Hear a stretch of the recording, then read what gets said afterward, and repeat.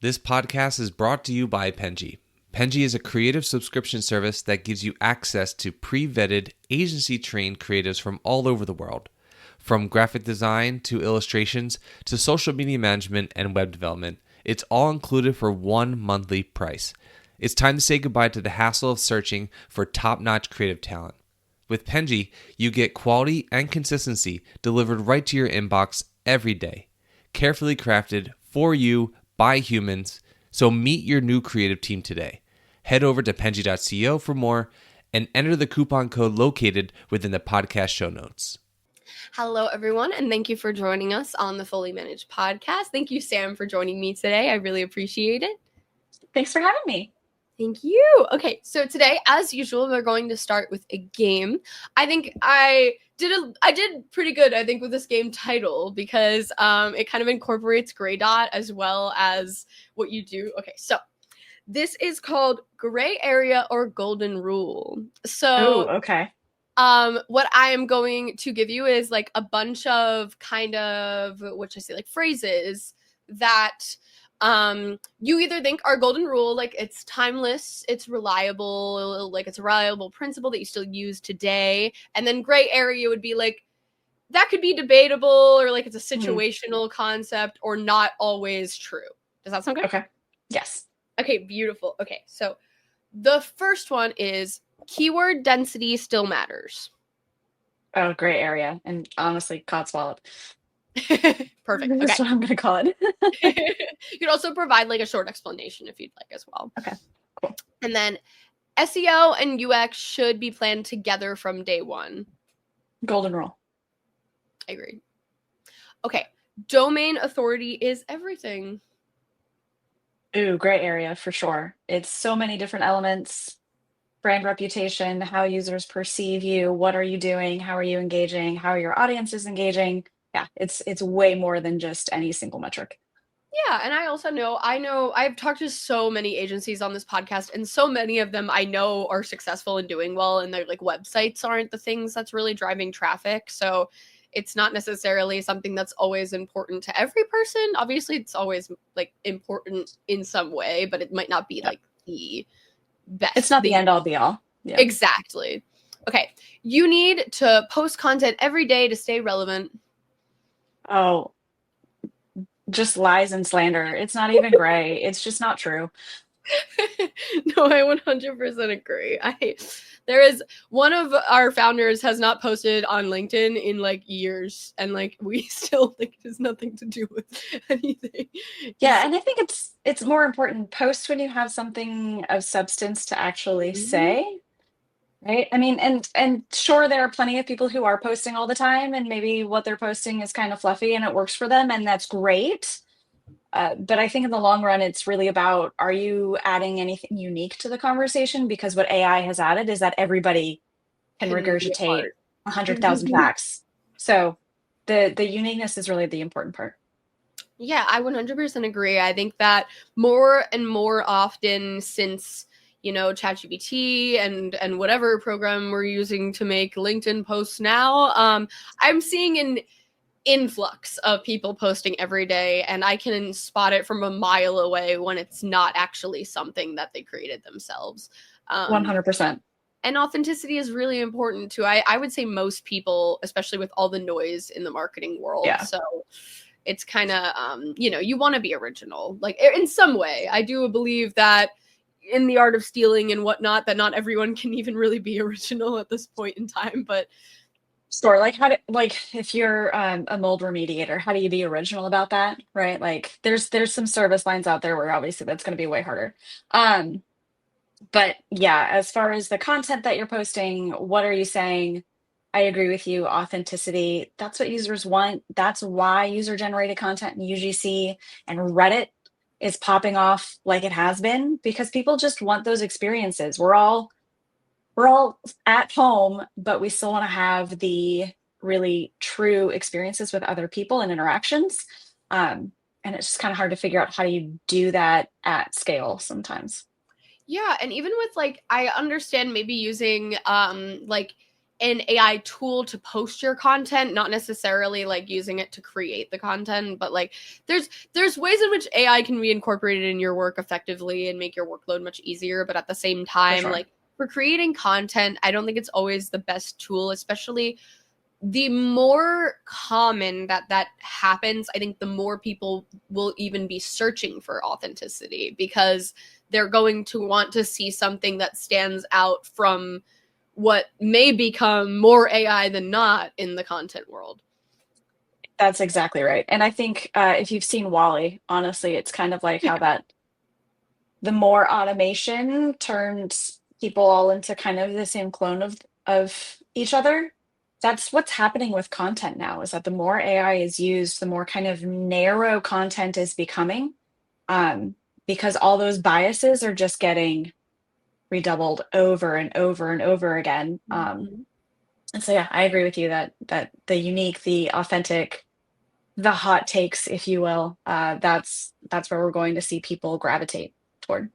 Yeah, exactly. And even like through the world of like creating clickbait titles or like different things like that, I think AI is very can also be very gimmicky in a way of like when Oh, you're like super. make this something that people will want to click on or whatever it may be, and that also isn't really helping with I think long term that's not really going to work out for you because you're not focusing on what's really important, and that's like providing something of value. I agree. Okay, so I'll give you two more because we're already on a good conversation for the game. Okay. Um every company should invest in technical SEO first. Ooh, very gray. Mm, why do you That think really that? depends on what are you trying to do? What kind of digital presence do you already have? I do think the need for technical SEO is only going to increase. And in fact, it's what we're already seeing in response to the ChatGPTs and perplexities of the world. But there's also been plenty of times where clients come to us and they say, we want to understand our landscape, we want to understand what's going on, and we go through the whole process and figure out, okay, frankly, you could spend this amount in SEO over the next year, but you're actually going to get more bang for your buck if you're doing Reddit marketing or you're Mhm. doing digital PR. Like it kind of hurts my soul because I love SEO, but there are times where SEO is not the right answer, and it just Yeah. depends on the stage of your business and what you're trying to do No, I and what kind understand. of funding you have. Yes, very much so that too as well. It's like that guerrilla marketing of it. Sometimes that just works best for certain businesses. And even it's kind of similar to what we were talking about before about like domain authority. Is like sometimes some things matter better for your specific business or niche or whatever it may be, and you just have to figure out what that is. Like it doesn't have to necessarily be this one size fits all for what's best for getting traffic for your business. It's something that can be coordinated based off of what actually works best and not what you see maybe for like other people. Yes, that's exactly it. Because, like, for example, Coca-Cola has a super high domain authority, and Duh. obviously they're the advertising kings of the world and have been for a very long time. But even as someone who drinks a lot of Coke products, I can't remember the last time I was on their website. I I don't don't think I've interact with ever their been on their digital website. properties that way. They had that little game for a little while that I think everybody was playing, and like the My Coke rewards and whatever. But like they have that domain authority, but it's not really doing anything for them. So like if you are wanting to compete with Coca-Cola, I'm going to be honest, it's probably not your website that's going to do it, Yeah, no, right? So domain 100%. authority is not everything. Exactly. And Also, if even you're trying to compete with Coke, God bless. you're crazy. I mean, like maybe Olipop, they're trying. I don't know if they're really Yes, trying to compete with Coke specifically though, but definitely that's fair. soda in general. Yes. Yeah. But yeah, I completely agree. I also think in a lot of scenarios, especially now with kind of this transitional period between like what is actually like that whole debacle, which I'm sure you've heard, that like SEO is dead or whatever. But I think that, and I'm sure you have opinions on this too, that it's just transitioning into what like is important for search traffic as it does kind of often, rather than, but I think it's more like transformative now in the way that it's doing it, of like original content and valuable content matters more than anything now. Where I think before, a lot of people were quote unquote like tricking the system, so to speak, to get better traffic or even better domain authority with like link building and different things like that, and prioritizing that and like the amount of content being posted rather than what's valuable. And I think with domain authority specifically, like things like websites like HubSpot, where there was like a dip in their traffic or what was, I think it was their domain authority, I can't distinctly remember, like a couple months ago, and they were what you were looking for to teach you how to have the best of the best. And I think that that's such an interesting case study of that. It's not always the same either. Like you constantly have to keep up on what's best for you. Yeah, and I think a lot of that, so it's funny you bring up the HubSpot story, because honestly, yeah, they saw a huge dip in traffic, but not in the overall business bottom line. And so it just, I would say, so people have been saying SEO is dead, I think, since like 2016, which it's at this point, as someone who's been doing this for a long time, it's just funny. It makes me laugh. It used to give me panic, and now I've learned. Honestly, SEO isn't even changing that much, so much as the perspectives about it from leadership and executive teams is changing. And there's a lot of conversations I'm having with my clients about, are we measuring the right things? So the HubSpot story, if all they cared about was traffic, then yes, that looked like a huge fail. But no, they cared about signups. They cared about people signing up for some of their products or trying them out. That ultimately, I can't remember exactly. I think they actually published like they saw an increase on that. So like I said, it's just been a lot more conversations about, are we measuring the right metrics? Are we looking at the right things? Are we going towards the right North Stars?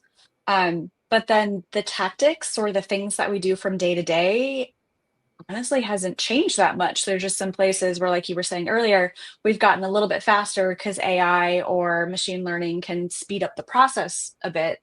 But most of the ideation, any of the curation, that's still having to go through. Well, I would recommend that it still goes through expert teams. Is how you do your work, has it been affected by AI at all in a way that you do your process, or is it very similar still? So I would say really it's just been able to support other, like, okay. So I am a former developer, and so I've dug into data science and some of the machine learning really I've been doing that for about 4 or 5 years now. So the use of AI has enabled us to say, hey, these are the scripts I've built before. Now I can give it to the team and they can actually go through the process instead of it always having to be me or another developer. So I would say that's where we've really seen it speed up. And then honestly, yeah, my team hasn't been impacted a ton, but we also usually work with embedded marketing teams at enterprise companies. So for my clients, they're using it a lot more. And then we're really like their guardrails, their consultants of, hey, is this a good idea? Hey, I put this together. Can you vet it? Is this valid? We do a lot of that kind of work. Yeah, no, that makes a lot of sense. So it's kind of like you're more often like navigating maybe another business's structure and incorporating what you're doing, rather than like, that makes sense that it wouldn't change as much either. Speaking of that, is there anything involved in SEO that you think is much more important than a lot of people maybe in the same industry don't believe is important? Ooh, good questions. A few things. So first, I think it's the focus of so SEO product management as a service and a discipline. So with that, it's all about how do you communicate with your engineering teams, with your design teams, so that you can get work done. Because what we know, if you're familiar, ERA does a state of SEO report every year. And I Mhm. think for like the last 4 years, it's always been the number one problem impacting technical SEOs is actually getting their fixes implemented. Hmm. And so it's really the art form of how do you work with those other teams? Because as SEOs, we rely on those other teams to actually get the work done. And they also rely on us, which I think sometimes what I see is maybe SEOs aren't as good at communicating the value to someone who's not an SEO or Mm. communicating the need. So, really, that form of how do you educate about SEO while making friends and getting the work done, I think is something that doesn't get as much focus as it should. And then I'm a little biased. I think JavaScript SEO, people should care a lot more about it than they do. But like I say, I am biased because I love JavaScript SEO. It is a majority of the work that we do at Greydot, um, especially now with the fact that yes, Google can understand JavaScript, but these LLM bots cannot. Mm. So kind of understanding what's going on under the hood of your site um, because of JavaScript and rendering. And then on the flip side, we do know that LLM bots can understand code. So we've seen cases where like there's JSON or there's just scripts that show up on a web page that aren't necessarily visible to the user that Google ignores. So it's never really popped onto your radar, Mm. but ChatGPT doesn't. So like, thankfully, I've not seen it with any of our clients, but I have seen cases where like developers would put really interesting and inappropriate messages in the code and suddenly that's getting linked to the brand and the brand's like, how did this happen? Yeah. Or like Mm. what was it, Uber had their entire like internal project naming system leaked because of stuff like this. So like, yeah, which I Wow. mean it was just the names of projects, so it wasn't overly bad, but it still was like a that should not have happened. Yeah, that's something that I also like. I've talked to a lot of people that do marketing and or SEO for healthcare companies, and that would be something that I'd be really worried about, like any kind of Any information PII. for, because that's like not HIPAA compliant. Yeah. Yeah, that Oof. would be a big concern for sure. But Yeah. yeah, like I said, the anything that's in the text, like JSON and things like that, it might not be executed yet, which JSON doesn't need execution anyways. But like there could just be comments in the code that again, Google has historically ignored that now all of a sudden, I think most people don't realize, oh, ChatGPT, Perplexity, Claude, they're actually seeing this content and weighing it. We don't know to what degree, right? We have no idea how they weigh the different ranking factors, um, but it's being included, and so that can be alarming for some brands for Yeah, sure. I can understand that that would be alarming. I mean, like at that point, you mean like I mean, you should probably your developer should probably understand not to do something like that. But at the same time, if if it was never on your radar before, then you never really saw anything of concern. But Yes. it's good to transition knowing that. Well, on the Hmm. flip side of like, what do you think something is very important about SEO that people don't recognize? What's something that you think is maybe like outdated that people still think is important? Uh, Email outreach for backlinking. Why won't it just die? I wanted to die so badly. The amount of emails that I get, I can't imagine how many our founders get, because I like my email is relatively newer. I've only been here for almost 2 years, so I Yeah, people are just discovering my emails, and the amount that I get is it's atrocious. And also, like at this point, it doesn't work. It's super time consuming. It's really hard, and it doesn't actually move the needle like it used to. It just doesn't. True digital PR is the way to go on that. Um, Other things, really just the number of acronyms that SEOs want to own. Like, calm it down. We don't need AEO and GEO and I even saw one post the other day of someone like they had listed all the different iterations and they were trying to act like each one is its own discipline and defining them. And it was just like, I appreciate you're trying. You're trying, oh boo, but I'm gonna no, say no. no. Um, and maybe I'm just an old curmudgeon and I'm just yelling at the kids to get off my lawn, but I'm like, why do we need a from SEO? We're doing the same stuff. Yeah. No, It hasn't changed.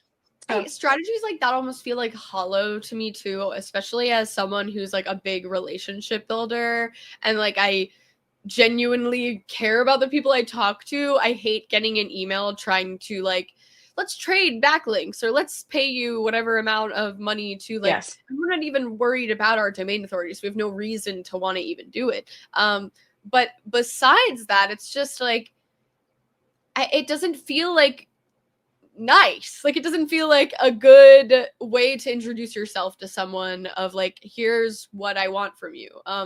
I would rather just make good relationships, and if they want to write something about us and it's of value, then like, okay, cool, then we can do that too. But it doesn't have to be like, oh, let's embed this link into the blog that you already have or something like that. It's not Yeah.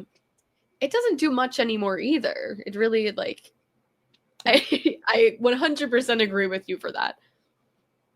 So, okay, so another, even to go further with this topic, because I just love hearing people's opinions on different reasons, especially SEO, which is such a highly debated strategic, like, it's, people have so many different strategies for it and will Yes.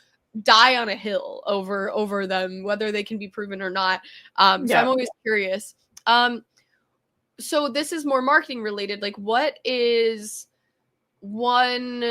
what is a lesson that marketers can borrow from like design to create some smarter strategies, maybe not SEO related? Be willing to test more often. Hmm.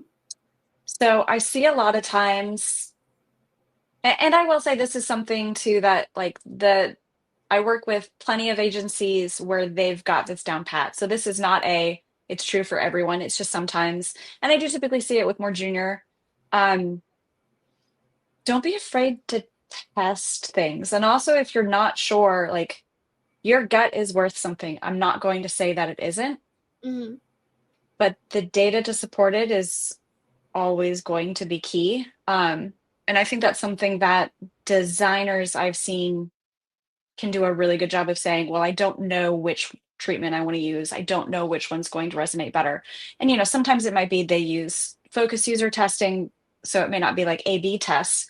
But yeah, don't be afraid to test and let the data tell the story. Um, because I think too often we'll do our research and think we know everything. Mm. But sometimes your audiences are going to surprise you, and audiences change. Right. So yeah, just continue to have that mindset of testing and be willing to question everything. Like if it worked on one campaign, it may not work on another. And you have to be willing to question all of that. And so this whole idea of like, I'm gonna die on a hill for this. A, that sounds really stressful and like you're inviting a lot of worry into your life that maybe you don't need. And B, there's just going to be times where that audience interacts completely differently. And I think it's important to recognize that your audience is a living, breathing organism, and it's something to be respected. Yeah, I 100% agree with that. I do think that specifically with marketers, it's like you can have so much research to back something that you truly believe will work, and then it just doesn't. And it's not anyone's like specific fault or anything, but you really need to be able to like the common buzzword pivot and be able to move forward, because you can't be married to something. Like it just Mm-mm. is not going to be worthwhile for you. Like there can be like you said, there can be a campaign that worked out really well because you did it a specific way, and you want to replicate that, and it just doesn't work out the same way. And you need to be able to, yeah, like testing is something that's truly valuable in that way, because you can at least get a better idea rather than just, maybe some knowledge of like, oh, this has worked before, so it must work now. And that's at a detriment to you, I think, sometimes, when you just wholeheartedly believe that something will work regardless of, changing climate, like, changing audiences. And some things work incredibly that you didn't know would work either. It's just kind of something that's unexpected that you don't always know. Yeah. It's a very interesting ever evolving marketing world. Where's that end dash? Yeah. So when you're solving problems, like a digital challenge, so to speak, how are you able to kind of make sure that you're looking at the bigger picture rather than like minute details of a problem? This is more like a general question, I suppose. So for us, one of the ways we do it is we do partner with our clients to put together roadmaps of all the changes we want to do. And at the top of that roadmap is what are the KPIs, what are the measurements for success, right? And depending on the client, sometimes it's KPI, sometimes it's OKR, sometimes it's BHAGs, whatever it is. All of the acronyms. And so we just consistently go back to that of, is this going to help the bottom line? Is this going to help? Like, we know that for this client, our biggest problem is like the biggest thing we need to do is make sure all of our content is actually crawled and indexed. Because they've got, like, I am thinking about a particular client, but they've got 8 million URLs. So how do we make sure that Google is actually crawling and indexing all of these pages? So basically everything that we do from a technical perspective is aimed at that one problem of how do we make sure that we're supporting the crawlability and the indexability of these pages. So yeah, I would say just it's all about setting up systems so that you're consistently reminding yourself of what that North Star is, because it's really easy to lose sight of. And then also, I'm super lucky and I've surrounded myself with really brilliant people who have no problems being like, Sam, we need to pull up. You're getting in the weeds. Let's pull up. So yeah, and I guess also just having an environment or a culture of being able to question each other and say, are we working on the right thing? Because yeah, it's very easy to fall down rabbit holes in SEO, which is one of the reasons I love it, but then also one of the reasons why sometimes it can be really stressful. No, that makes complete sense. Is there any like, do you ever run into an issue where like you think that maybe a client is focusing on the wrong goal and you kind of have to tell them that? All the time. Again, I work with enterprise clients, so I'd say that's probably 30% of our conversations. Is expectation setting, and I love them and they're fantastic. But it is kind of that resetting of expectations, because it's also pretty often that leadership will be like, we want to achieve this, and I have to be the one to come in the room and be like, I hear you, that was 2019 numbers, so no, you can't have them again. Right, so yes, there's a lot of times, like I say, we have enterprise brands who have been all about traffic. And so we're having to have those conversations about, you've been measuring the wrong thing. So all that to say, yes, that's what we spend a lot of time doing. How do those conversations kind of go? Like, how do you navigate that while also being sensitive to, obviously, enterprise clients may be very set in like their ways or whatever they believe. How does that go? So a lot of it just has to start with empathy. So also depending on who I'm talking to, if it is an enterprise client, recognizing that these people for the team, it's probably just a 9 to 5, right? Versus if I'm talking to a startup, I might be working directly with one of the founders. This is their dream, this is their baby, right? Those are very different kinds of conversations. Yes. And the empathy that needs to be approached with them. So I will say the first step is empathy. After that, it is also being willing to say the hard thing.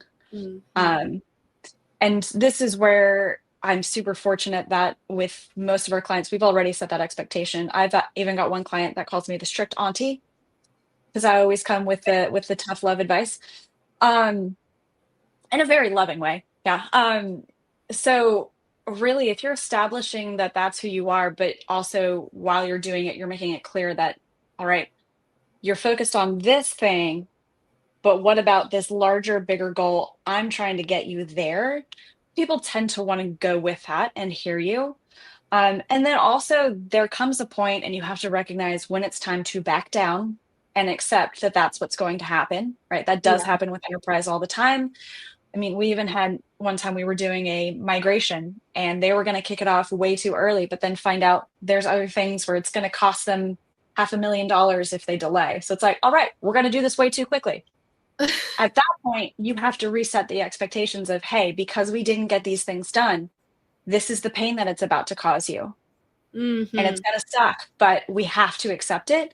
So it is about that, taking that and resetting the expectations and just being brutally honest, not meanly, but just being transparent about this is what's going to happen. So we do a lot of like CYA, I guess, of here's the assumptions that we've made. If these assumptions are not followed, you will not get these results, right? So that kind of language. But yeah, that's kind of how it all goes typically.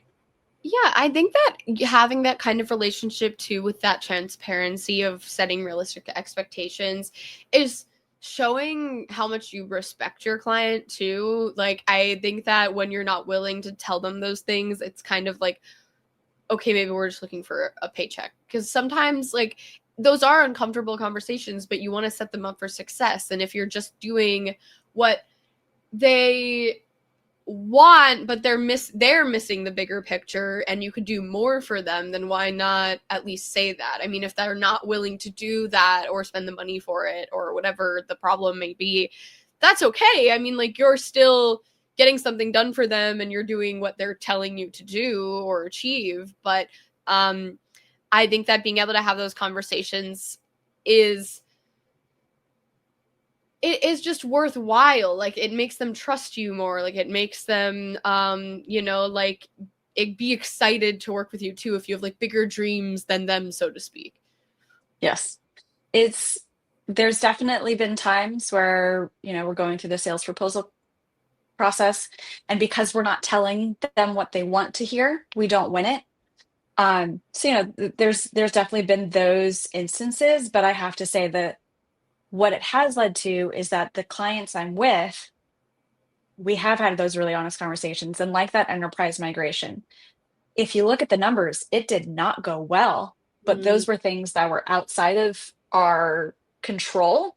And so we mitigated the damage as much as we could.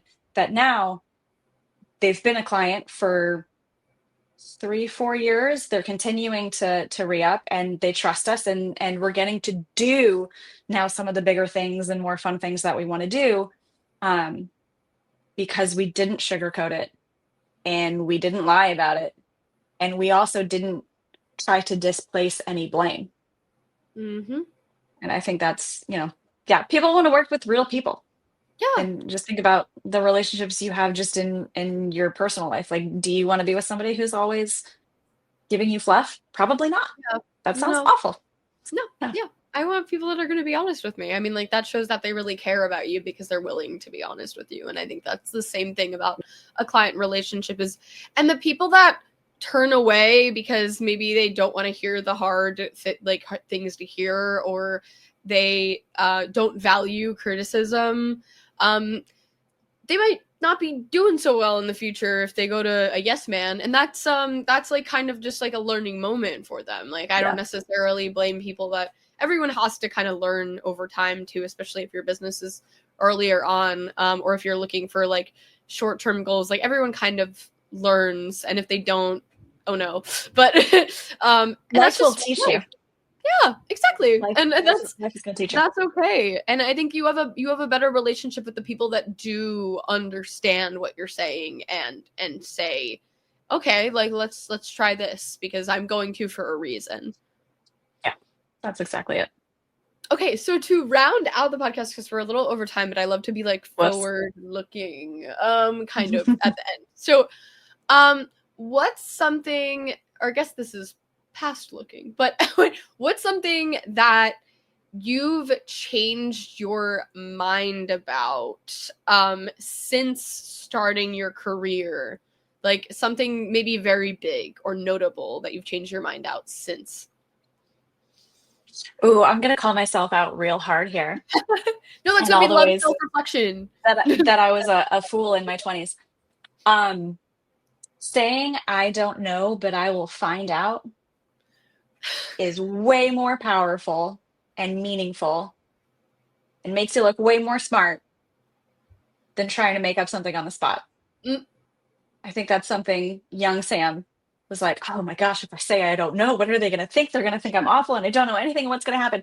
No, in fact, it's the opposite. Saying I don't know, but I will get the answer for you is way more powerful. Um, and also significantly harder, but once you start, then it's really easy.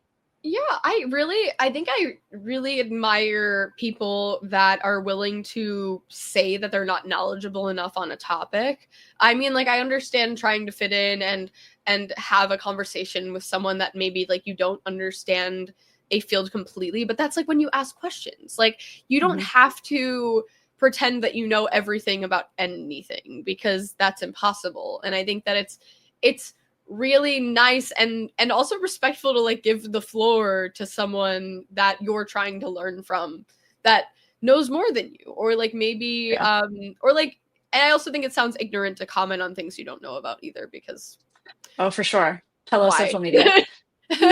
Exactly. So I 100% agree with you, and I think that goes back to what we've mentioned a couple times on the podcast, is authenticity. Yes, that's what it's about. That's what it's about.